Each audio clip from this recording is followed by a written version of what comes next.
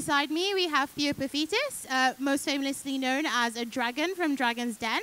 Theo has run his own multinational business.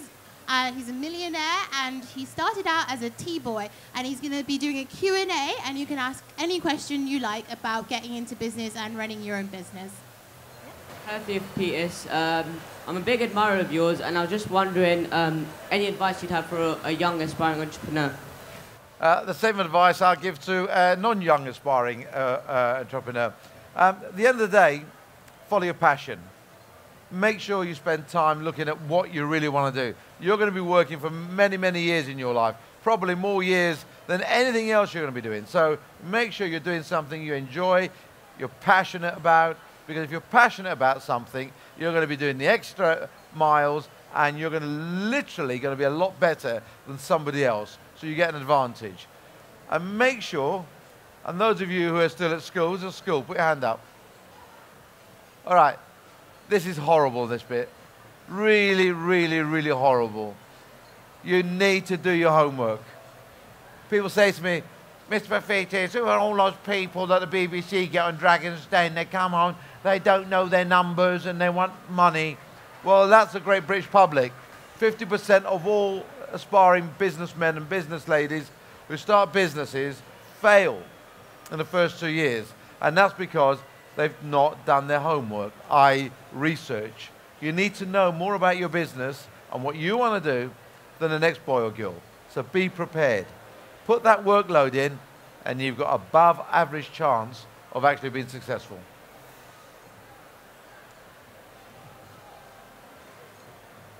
Right, are they? Morning, Peter. I'd just like to ask, if I was to wave my magic wand and make you a teenager sat in the audience here today, how would you use your time here today? Where would you go and who would you talk to? What wouldn't I give to be a teenager sitting in this audience again? I know everything I know today. If you waved your magic wand, what would you like me to say to you?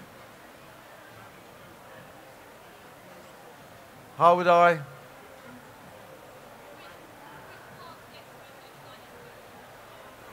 Yeah, you didn't hear that, sorry. So where would you go to in this exhibition today, and who would you talk to? Me, dead easy. I'd go to the real sunrise skills, the things that are coming up, the technology, the technical engineering stuff, the sciences, the things that are changing so fast that we have got a huge skill set in deficit. And that's where the jobs are. I mean, at the moment, we would have a real gap between the skilled jobs we have and the skill sets we have within our workforce. So to me, technology, I've seen the command of salaries people are able to command in those areas, and it isn't that difficult. You've got to have an interest in it, obviously. Don't go and do it just for the money, because you'll get bored at some stage. But definitely the technological side, the robotics, those are all things that I would spend all my time on. But that's just me. Hello. So lots of the entrepreneurs I've seen are technical people. They understand the field a lot and they understand the science or the creative part behind it, but they fall at the business hurdles, the ins and outs of running a company day to day. What advice would you give to somebody so they can turn a passion of theirs into a business that works in a comfort abode? I want you to repeat that again, because I could hardly hear so much noise going on. So lots of entrepreneurs I see are technical people or have a passion that's creative, but they fall at the business hurdles, turning something they understand into a business that runs day by day. What advice would you give to people, and me since I'm starting out, in turning a technical understanding into a business? I'd go back to what I said earlier. It's about doing your homework. Find out what you require to run a business. If you do that research, find out the plugins you need, go buy in the expertise that you need. I mean, running a business isn't that difficult. I've got to tell you. Running a business is 90% common sense. Now, common sense is not very common, as we all know. But it really is not that difficult. You can get a mentor, you can speak to people, you can pick it up really, really quickly. There's only a few things you need to really focus on, and that is cash flow. Have I got enough cash flow? And there's a big difference between cash flow and amount of cash to actually run this business. And understand your industry that you're doing. That am I going to get a surplus at the end? That's what business is. Am I going to get a surplus at the end? It's not that complicated. So don't be put off. How hard was it to get to the status you're in now? What was your first job and how did you build up from it? How hard has it been? Well, it's been, I've worked incredibly hard, but I've worked hard because I'm very passionate about what I do. So I work hard. Actually, I misled you. That's not true. I don't work hard at all. I love doing what I'm doing. So it's actually not work for me, but I'm very passionate about what I do. So if you say how many hours do I put in, I'll put in anything between 16 and 18 hours a day because that's what I love doing. And in the morning when I get up, I don't look at myself and say, look, I'm very successful, I've made money, this and that. That's not the reason I get out of bed in the morning. I get out of bed in the morning because I want to do more about what I do because it excites me. So I go back to what I said to you earlier about find that passion that's going to get you jumping out of bed in the morning. You're going to bore your friends in the pub or in the coffee shop talking about what you do because you're likely then to be really successful at it. Anyone else would like to ask any questions? Hello, I was just wondering, how old were you when you had your first business idea and what was it? I can tell you what that is. I was 13 and it was the school tuck shop. And we didn't have a tuck shop, decided we needed a tuck shop. I was always in trouble at school because I was dyslexic, so I couldn't really get on at school academically. So I spent a lot of time getting to know my headmaster and my head of year, because I spent a lot of time outside their office. And it eventually dawned on me that we had the school tuck shop. On one of those fateful days when I was spending a lot of time with the head of year, I told him what I wanted to do, and he thought, wow, he's passionate about this, maybe we should help him and give him a chance, and maybe that'll keep him out of trouble and out of my hair. And I ran the school tuck shop for 3 years before I left school. Didn't do a lot of lessons, which was brilliant. And I didn't get into a lot of trouble either, which is also brilliant. So that worked. Anyone else in the audience like to ask any questions? There's a lady at the front just here. So as you were saying earlier about the technology business, like being very lucrative, would you say that getting a degree in like a science side would be very helpful in helping you get into that industry, or is it not necessarily needed as such? Or That is a great question. That is a great question. Is there any teachers around? Oh, he's on his own. Okay. Once upon a time, the story goes, there was Mr. and Mrs. Smith. They were blue-collar workers, did manual jobs. They had a son called Joey, and they worked 60 hours a week each to be able to send Joey to university. So Joey can get a degree, because with a degree, Joey could then get a white-collar job, where that paid really a lot of money. So it guaranteed him a better life than the life they had. That's a history lesson. That's not the world we live in anymore. Sadly, we still think it. Many parents still think it. Get your son or your daughter a degree, and it'll get them a great job. There is literally millions of people out there with degrees without jobs. Having a degree does not guarantee you a job. Having a degree in a particular science that requires that level of education is a requirement, but there's lots of technology jobs that absolutely do not need a degree, just need a basic level of education, because there's a lot that you can do in an apprenticeship. And the good news about an apprenticeship is you're learning while you're earning, And at the end of it, there's a job. I mean, when I look at the cohorts leaving university this year in the United Kingdom with photography degrees, I can't remember what the number is, but all the UK people, students leaving UK universities with a photography degree, all the jobs in the whole of the world would not be enough to give them all a job for photography.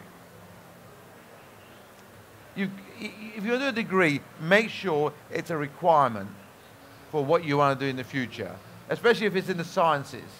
Apprenticeships are great, and certainly you can get a job at 16, at 18, and get an apprenticeship and be trained and earning, and you can be up to speed. And by the time your friends leave university, you've had 3 years of learning, 3 years of earning. You'll get the job before them in that industry, and they're going to come out with a debt. So there's a lot going for apprenticeships. Anyone else?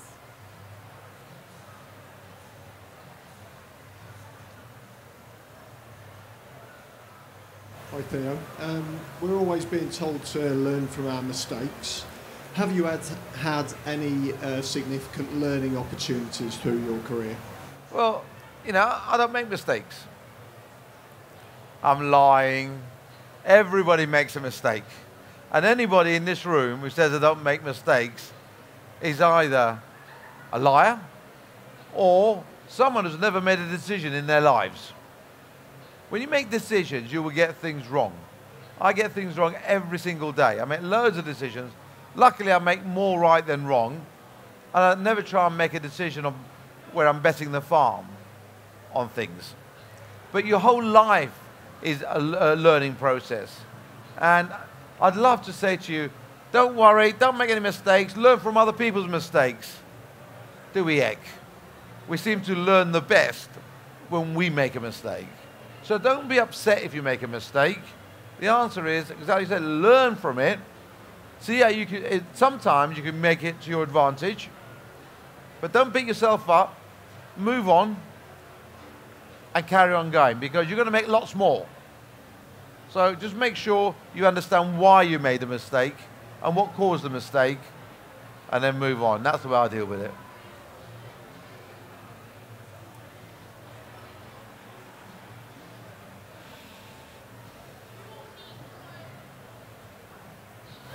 Hi, do you think knowledge is the key to becoming successful?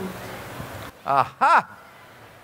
Yes, but I actually gave you a clue earlier on about if you're going to do something, make sure you do your homework.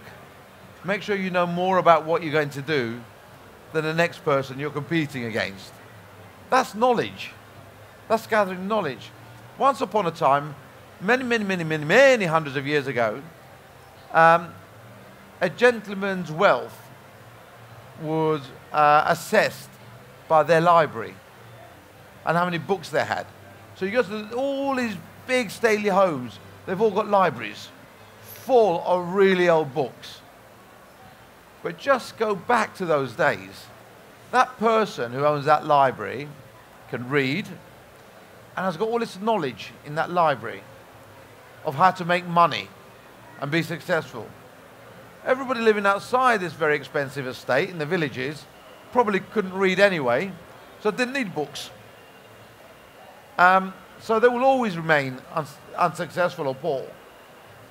So knowledge always has been a key, and now you guys, you've got as much knowledge as this aristocratic estate owner with a library of 1 million books in the palm of your hands. You've got more knowledge in a paper. You've all got one of these. I can see them. So there's no excuse anymore. We've all got that knowledge now, so we can all catch up with those people. So knowledge is absolutely key.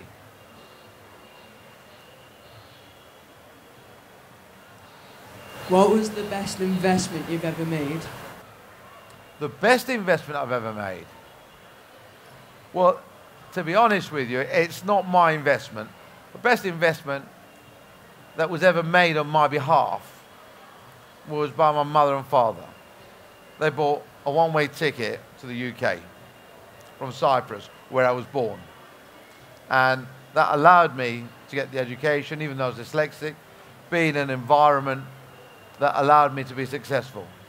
So that was the best investment they ever made, was that ticket. How much time do you reckon you should spend finding your passion? How much time Should you spend doing what? finding your passion? Finding your passion. And do you reckon there's a point where you should give up and think that you're wasting your time? I got the first part of the question. The second question, put your microphone closer. Do you reckon that you could be wasting your time at a point? You're going to waste your time a bit.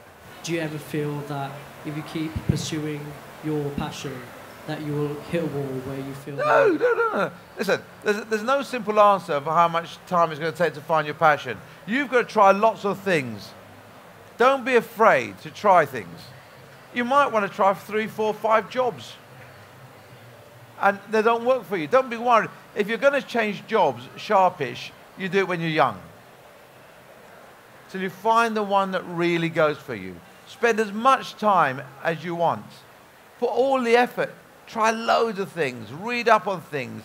See what excites you. Try it. I mean, that's what's great about here, because you can try things. You can have a go. So come here every year. Not just this year or last year. Come every year and see what goes on. It just doesn't happen just like that. It does for some people. Some people say, I want to be a musician, end. I'm not interested in anything else. I want to be a musician. And they become a musician because that's their passion. But, you know, if you don't know, open your eyes. No time is wasted. None of it. It's not wasted. It's research. It's knowledge. We talked about earlier. It's experience. At your age, just do everything. Don't worry about it. And if your mum and dad say, why are you wasting your time doing this? Say, I don't know yet, but when I know, I'm going to tell you. Because then you'll know whether it is a waste of time, that didn't work, or it's actually what you want to do. And normally something takes you on to something else.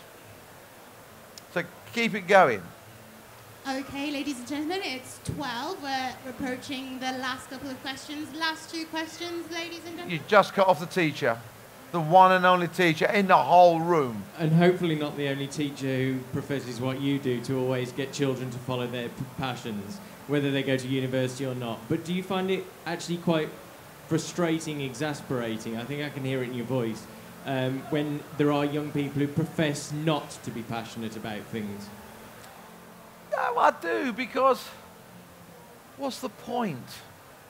You spend so many hours of your life, of your working day, your working week, your working month, going to this thing that makes you money, that pays the bills at Sainsbury's or wherever you go shopping, buys, puts a roof over your head. Is that enough? Is that really all I want to do in my life? Pay the bills at Sainsbury's and pay the rent or the mortgage that puts a roof over my head? Is that enough for me? It ain't enough for me. I want something else out of my life. And you must want something else out of your lives. That should just be, as a matter of course, a byproduct that you're passionate about what you do, you're in a career that's you're successful, you're making money, you'll pay the bills at Sainsbury's, you will put a roof over your head. That's a byproduct. That'll happen. Don't make it that your ambition. Really take time to explore, whether it's further education, whether it's an apprenticeship, whether the passion you have is commercial enough for you to make a living, and whether there's a career path in those things. It might be that just one of them becomes a hobby because it's not commercial. You can't make money at it. But the other one, you can make money at it to be able to afford to do the other one. Lots of mixtures. But be passionate and make sure you make the right call. Okay, last question. Who would like the last question?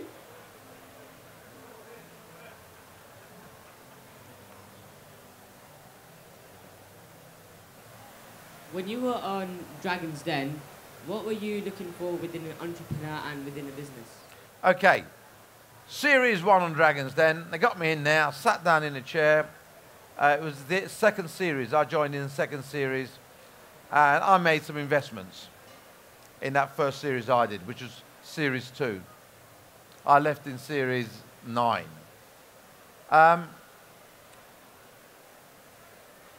All but one I got totally wrong. And I got it totally wrong because I didn't have my criteria right. What was I looking for?